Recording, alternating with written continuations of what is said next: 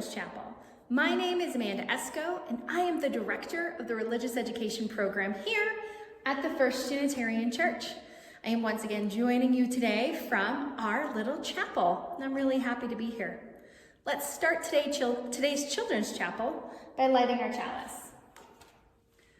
Symbol of light, symbol of knowledge, symbol of warmth, symbol of freedom. We light this chalice as a symbol of our faith. Here we gather to celebrate hope and the infinite possibilities of love. Let's start today's Children's Chapel by taking a deep breath in through our nose and out through our mouth. Ready? Do it with me.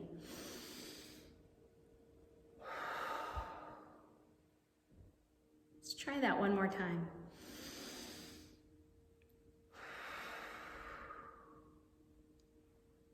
We are all here in this space together. While we're not physically all in Children's Chapel at the First Unitarian Church, we are here with us together in our hearts. Let's start Children's Chapel by sharing our joys and concerns. This is a weekly tradition that we do here at the First Unitarian Church with our youth community. It's an important time for us to share our week, what's happening in our lives, what's going well, maybe not so well. It's an important time for community together. And it's an important time for us to share each other's burdens and celebrate each other's joys. So, with whoever is in your home, I invite you to share in this practice. I'll begin today. So this week, my joy has been watching my kids play. We added a lot of new things into our backyard to make it a fun place to be. And our kids have just been playing all week. And that's been a big joy for me. I've also been able to spend some time out there myself. And you all know how I love nature. Concerns, I don't have a lot this week. I'm doing pretty good. You know, even in the midst of a pandemic crisis, you can still be doing pretty great. That's how I'm feeling this week. How are you feeling? Share with those that love you and who are around you. I'll be waiting right here.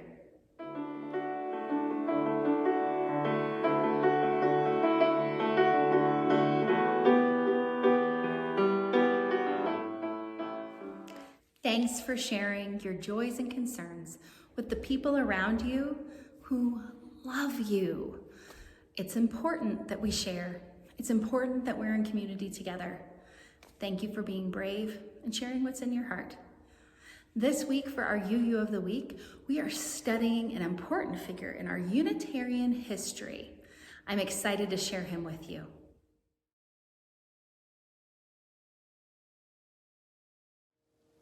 Today's UU of the Week was a minister, writer, abolitionist, and a religious and social reformer.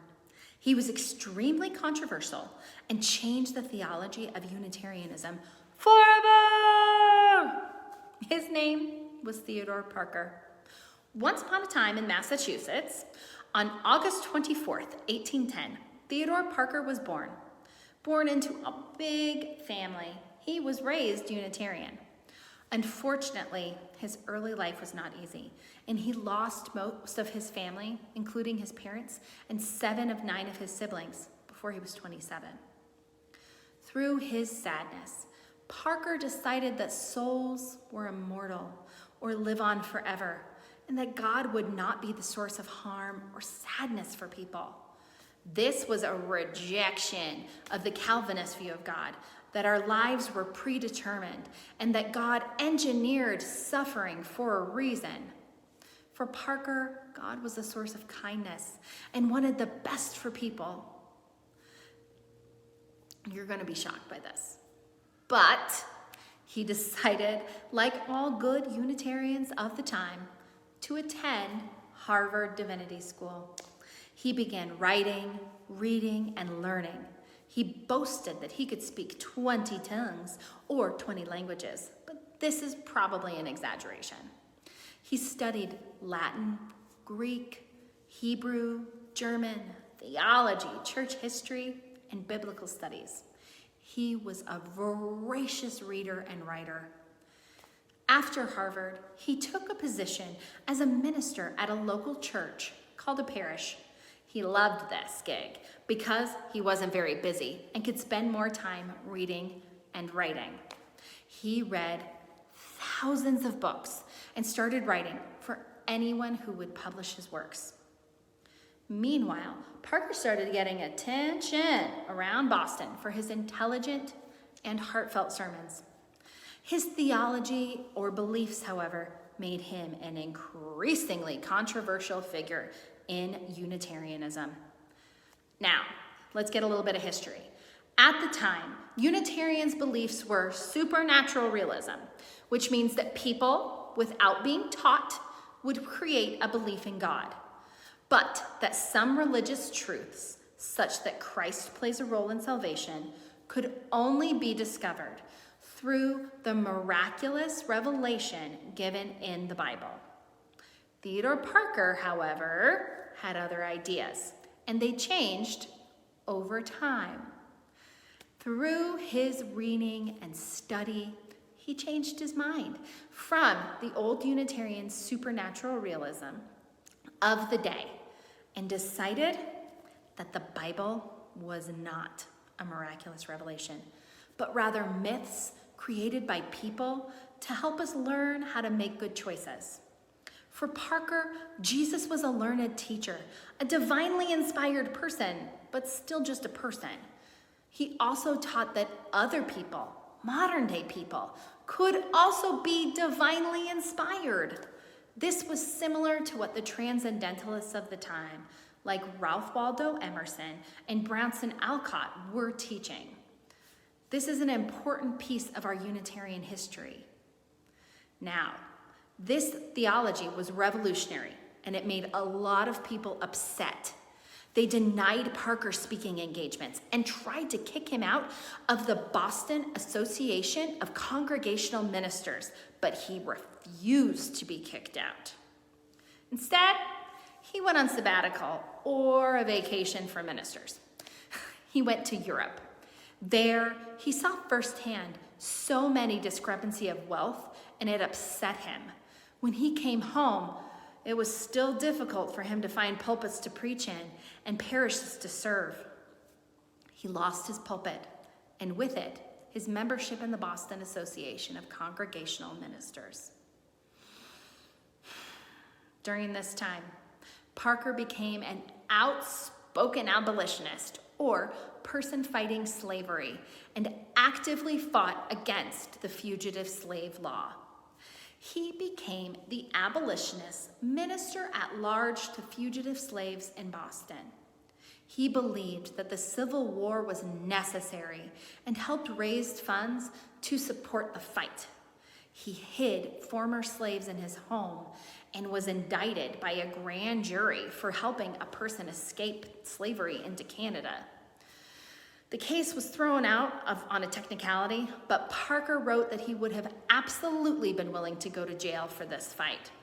He was willing to do what was right in the face of civil harm.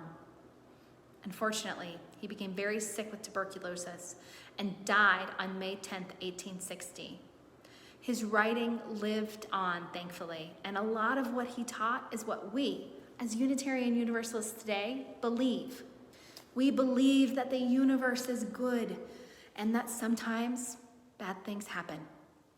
We believe that we can learn a lot from religious scriptures as stories, but that they are written by people who are fallible and open to interpretation. Theodore Parker was a brave leader in our Unitarian history, and we are all so grateful for his contributions.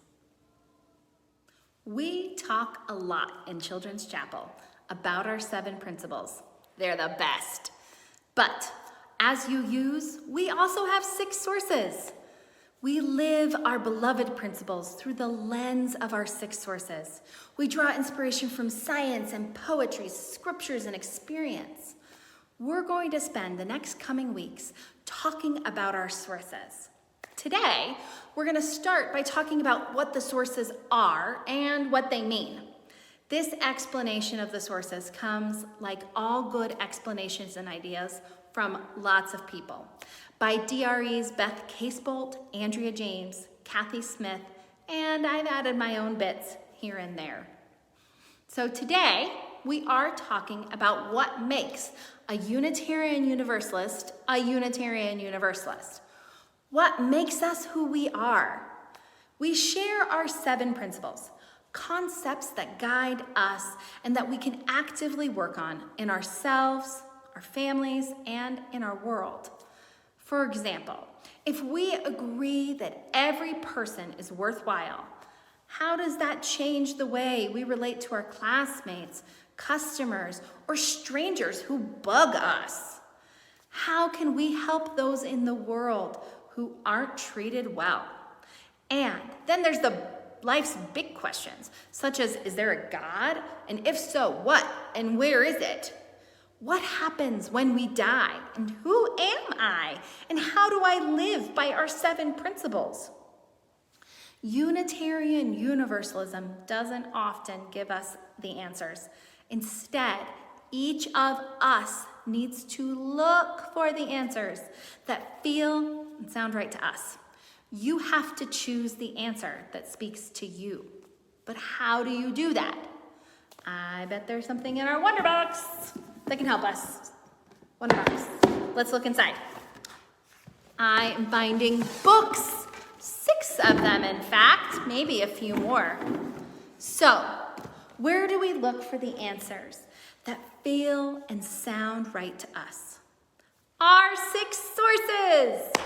Beth Casebolt helps us understand the idea of where to look for our answers. She asks us to imagine a very large library, one with well-marked shelves that anyone can reach, and comfortable chairs scattered around for people to sit in, and a few rooms, maybe off to the side, where people can hold quiet discussions. The books of this library are divided into 6 general categories. The first set of shelves is unlike anything you'll see in other libraries. These books are filled with memories and feelings. These are our personal experiences, including moments when we felt a sense of wonder and awe. When I look, I see books filled with memories and feelings. When you look, you're going to see yours. And this set of shelves is always expanding and growing because every day we have new experiences to add to it. Our second set of shelves is a collection about the stories from real people in history today, from history and today. They reflect the teachings of people who did and thought important things and had important things to say about how we should treat one another. We call them prophetic. Some are famous, like Ralph Waldo Emerson, Sojourner Truth, Gloria Steinem, and Martin Luther King Jr. Others are not. They live quietly and unknown, but they are making a difference. Some of these prophetic people of all ages are in our church and our communities. The wisdom of world religions fills our third set of shelves. Here you'll find religious texts like the Quran, writings by the leaders of these world's religions, and the thoughts about these texts can be found in this section. They are grouped by religion: Islam, Hinduism, Buddhism, Wicca, many, many more. What can we learn from other faiths that might help us understand our own? The fourth set of shelves has Jewish and Christian teachings. It may seem a little odd to have a separate section from world religions, but Unitarian Universalism has a direct connection to these 2 faiths, making it important to give them a section of their own. Here we find the Hebrew and Christian Bibles, including all of the parts that are in some groups and not others. It's full of many, many stories. Our fifth set of shelves is overflowing with books about scientific discoveries and humanist beliefs. Here we find the humanist manifestos, ethical statements, and discoveries from Galileo, Marie Curie, Albert Einstein, and our own UU, Mariah Mitchell. There's a set of DVDs about the TV show Cosmos, and an area full of dinosaur skeletons and fossils. The last set of shelves is filled with books that teach us about the earth. We find First Nations teachings, along with pagans and other world religions, that study the natural rhythms in our lives, and texts about the miracles of life. We'd find science books on these shelves too, covering the environment, biology, sexuality education, and other related fields. Off to one side, picture a lush garden and maybe a series of miniature habitats, since observation is one of the best ways to learn about nature. Our sources are like this imaginary library, which, in my mind, must be enormous and beautiful, with delicious snacks and trees and a stream running through it. Our sources are where we look for the answers we seek, just as we do in worship services and in our lives. In our religious education program, we return again and again and again to these magical shelves of sources. Ours is a living tradition, meaning we get to learn and think and form new ideas and use our experiences. Our sources give us roots to ancient traditions and the wings to find our future. I'm excited to learn about the sources with you. May your week be filled with learning and adventure. To find out more about the First Unitarian Church of Salt Lake City's work in the world, please visit us at slcuu.org. Until next time, though, let's heart out.